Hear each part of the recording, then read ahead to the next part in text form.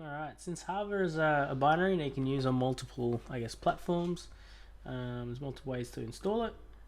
If you're a Mac OS, you can brew install, or you can use the binary and just download it from there, or you could use the Docker container. I guess the most powerful thing, if we go through our running in automation, we've got some CICD examples. For majority of the CICD platforms, we use GitHub Actions, so we've got a lot of actions. So there, we've got Azure DevOps, Gitlab CI. Since you can use the binary or Docker container in GitLab, I've got an example here where we're just using the actual Docker container. So if you go to the Docker page and do a Docker pull Hava CLI, you can get that on your machine. But just to go through, I've got that here. Let's go through the Gitlab CI command here. We're just using the actual image instead of having to download the actual binary, and we're just overriding the entry point, which is the way the GitLab uses containers. Setting automation 1 just in case. I do recommend using setting that. If there's any interactive prompts that do come up, it'll be bypassed.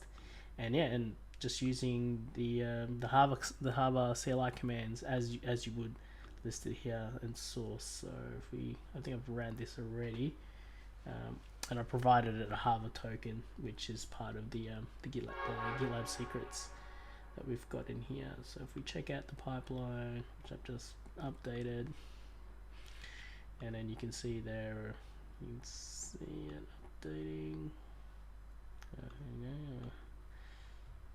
Clicking the wrong ones. Here we go. So we list sources using --JSON. So you can see there, it's just pumped it out as a JSON file if that's important.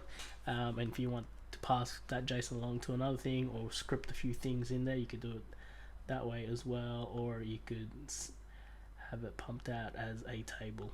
Obviously, it'll be a bit squished in this scenario. But that's the GitLab CI/CD pipeline that uses a Docker container. And then we've got other examples such as Azure DevOps, which will actually just use the binary, and then you can run the Hava CLI commands as long as it's got the correct, you've passed in the correct Hava token. And then here's an example of using JQ to grab the source ID and then pass that to the next stage. Each CI/CD platform has something very similar, or if you've got other tools that you need to pass these variables to, you can do that as well. So those are the main ones, and of course we've got the GitHub Actions, which uses both the Docker container. Let's open this one up.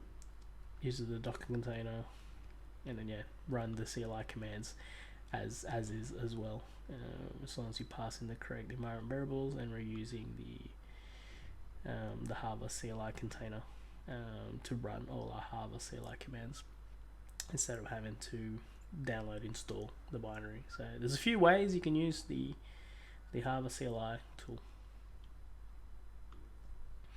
and then we've got a few other examples like Circle CI and Buildkite, which will do pretty much the same thing as well.